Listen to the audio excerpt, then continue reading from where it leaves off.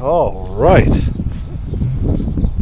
Weather has passed. More's coming in next week, but that's no big deal. So today, since, well, I don't know if I put this on video. Probably did, so I can edit this out later. I got the cylinder head off. Yeah, I did show the smoking gun on the cylinder head. That was wonderful. Broken piston right there, or excuse me, both broken cylinder head. No idea how this happened, but it did. That little piece in there did flop around inside, got wedged up there. It didn't get into the rings, so I think it'll be okay, but that's really not the subject of this video. The plan is I was going to find some other cylinder heads. Just wanted to put another L98 cylinder head on, but they're just kind of hard to come by, and everyone wants an arm and a leg for them. I got a friend who's been partying out these C4 Vettes for 20-25 years, and I asked him, I'm like, hey bro, do you have any cylinder heads? And he's got a set of Chinese heads that were built in 2011, but he had a shop go through them where their shop already had gone through them, and they basically just wanted to give them to him, and it's got Edelbrock valves and Edelbrock springs, and it's been set up and ready to go. So I'm going to do some horse trading with him. He's got a Mini Cooper I'm going to be doing some work on, not a vintage one, but a BMW one. And he's going to give those to me and maybe a little cash to help him go through a bunch of stuff. So that's the plan on that, is to get a brand new set of cylinder heads on here. But for today, we're going to work on my electrical seat issues. So what I've done, first off, this is part of the old harness, part of the old switch. The actual switches themselves, which are similar to this,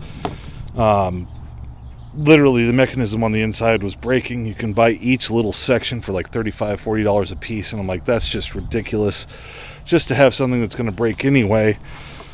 But these 6-way switches, which is what the Corvette has, they've been making a version of these across thousands of vehicles for 20 or 40 years or something like that. So that being said, what I found was this Explorer slash F-150, F-250, F-350 power seat switch. And it's effectively the same thing. And it's almost exactly the same shape. And it should sit into this hole almost exactly the same. I may have to do some clearancing. I may have to do a little bit of work. Of course, that thing's broken already, of course. But that's not the end of the world. I can figure something out to mount that. The main thing is to get this thing electrically figured out. So I found the harness on the back of the seat switch. I finally got a good manual, the electrical manual. This is the power for those switches. And then here's that new switch. The idea is I'm going to marry these two via looking at both of the factory service manuals on the wiring and see what's going on. And here's the Ford diagram, and you can see it's all labeled the same. It's got front of seat and entire seat, so that's forward and backwards and up and down. So the center section of that switch handles the up and down of the whole seat and the forward backward of the whole seat. And then if you want to launch the rear of the seat up or down, then that's that section of the seat switch, and so on and so forth. It's got colors on it, and most of the colors match. And then here's the Corvette one. Looks oddly familiar, doesn't it? So the only difference is the entire seat is located here, and that's these two guys, and the entire seat is located here. So yeah, rear seat motor, front seat motor, rear height up, rear height down. So these two kind of get combined in to one function on the Ford seat. But it's not going to be super difficult. The thing I'm going to use so that I can make it easy to experiment with this, still haven't fully moved in, is these little guys. So you got your male and female receptacles. So I'm going to entirely line up the one side or one part of the switch with these, and the other side is going to be with that. And then if I get the function wrong, provided the motors work, and I think they do, they just had bad connections or something, I should be able to mix and match and get them to function the way they're supposed to. So that's the plan. We'll see how that goes, but that's the idea, and I'll keep you guys posted. All right, so here's the cool part. Here's the cool part about the Corvette, well, all cars. The power seats work all the time if you got the power hooked up. I don't. I need to go hook up the power in the car. But here's your power wires. And I'm assuming on the other side it would have the same situation. And here's these all terminated and ready to go. And then, oh, I'm an idiot. Look what I did. Oh, that's pointless. So I got to pull those off and put the female ends on. It's not going to work, Paul. It's not going to work.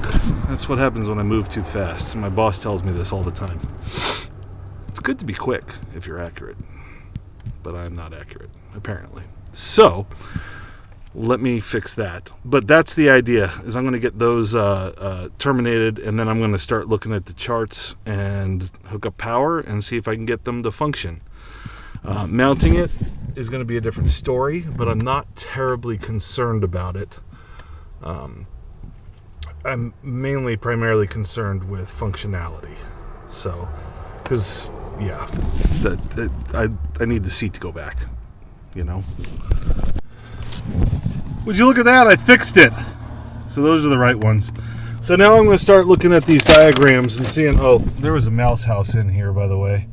So I've cleaned up most of it. I don't know what any of that wiring does. I honestly don't care. The only one I really want to keep is the HVAC. But even then, it's only just to get air moving through here. Whatever, another story. Anyway, so it's all hooked up. I hooked up the battery. So I should be able to hook up power to the new switch, which I need to verify first, which on this thing it looks like, let's see, grounds are regular black, and it says dark gray for power, which is that one right there. So I'm going to go ahead and hook that up and then hook up a couple of the motors. And I'm not going to film any of this because this is going to be boring and annoying. So I'm just going to go ahead and just try to get it figured out. And then I'll bring you back when I do get it dialed in. All right. So I got it hooked up. It's definitely not wired right. But the proof and concept is that the seat does work. So that down makes sense. But now up is backwards. That to the left on the center switch is raising the rear. And now going to the right on this switch makes the seat go forward. So these two, I just need to figure out the opposite pairs, basically, is the main thing. And then this switch works. And the same with this one. So I've got some stuff to figure out, but the proof of concept works is that this switch will work once I get the wiring figured out. And when I do, it's just going to take some troubleshooting because I'm honestly not a genius on this stuff. And again, with the colors not matching, like the Corvette says, or the manual for the 87 says that it has a yellow orange. Well, which one of these wires is yellow orange? I got yellow white, yellow blue, and then I got yellow green. Well, where's the yellow orange? Where the hell is that? I'd have no idea. And part of the problem is because the seat wires are all contained here, it's kind of hard to tell what is what. So I'm just going to have to do some process elimination and try to figure this stuff out. But the concept will work. Like I said, I'm worried about mounting slightly, but I'm also not terribly worried about mounting. That can be a problem that I deal with later. I don't care if I use zip ties. Someone else can come up with a better way to attach it. But that's the idea. is this seat switch, when wired in, will work. I thought about just doing toggle switches, which would probably be the easiest, but then I think that this switch does some stuff, because when these are unplugged, some of these are unplugged, I get nothing out of it. So they're clearly, the motors are wired to know whether they're hooked up properly or not, so that they work in sync. It's the only thing I can think of, but we're getting somewhere. And we've got great success. Great success.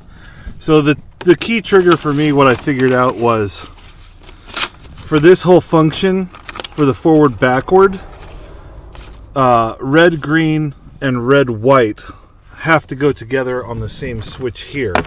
And the way that is we've got red white and yellow white going to red blue, yellow blue.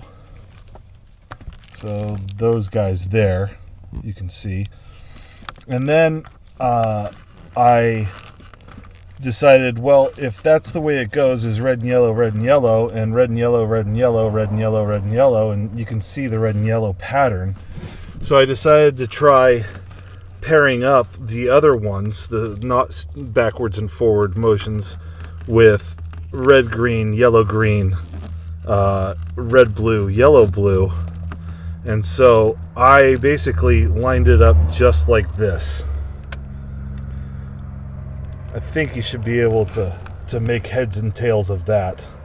So now I'm going to permanently wire this thing in, but let me show you the functions first. So this will be mounted inside like this, so if it's backwards, I can just flip this over. It doesn't really matter. But you'll see, that's forward, that's backwards. That's the whole seat up, the whole seat down,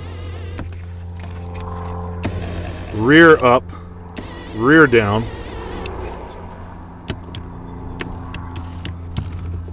and that motor is weak, the up and down for the front of the seat. I'm not terribly concerned about it, so I'm not going to worry about it. But I got it wired right, so if I decided to replace that motor, I could do it. But that's essentially what you got cooking. So the red and yellow green go to the red and yellow white on the switch. The red blue and yellow blue go to red black, yellow black on the switch. And then you've got yellow white, or red white, yellow white going to red blue and yellow blue on the switch. Your power connections, dark gray is hot and black is ground. So simple as that. I've been interrupted like 15,000 times, but this whole process, once I came up with the game plan, was 15 or 20 minutes, despite fighting the connections. So now I need to yank off all those connections and then actually install these guys. And then I can get them sealed up. So butt connectors that'll be weatherproof sealed, not like it rains inside here or anything, but still. So I've got that dialed in. I've got it figured out. And this does work. Mounting it, like I said, is another issue, but I'm not terribly concerned about it. I think what I'm going to have to do is, because this is designed to just sit inside of a thing, this obviously won't work.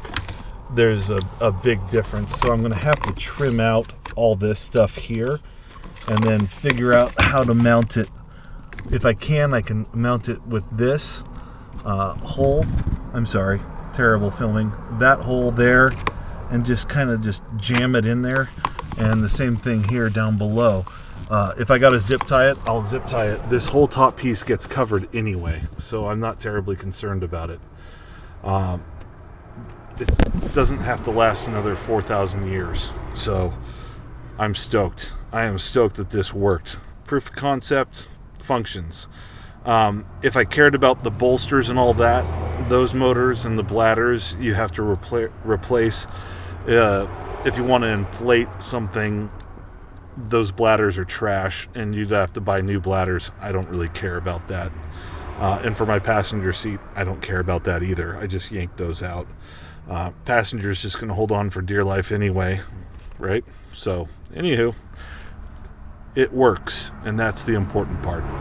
So don't be afraid of dealing with this stuff. It's not difficult. It just is a process of elimination. Once you figure out one, which I figured out that the red-green and the red-white were the forward-backward motion of the seat, the rest of it started to make sense to me, and I just ran with it.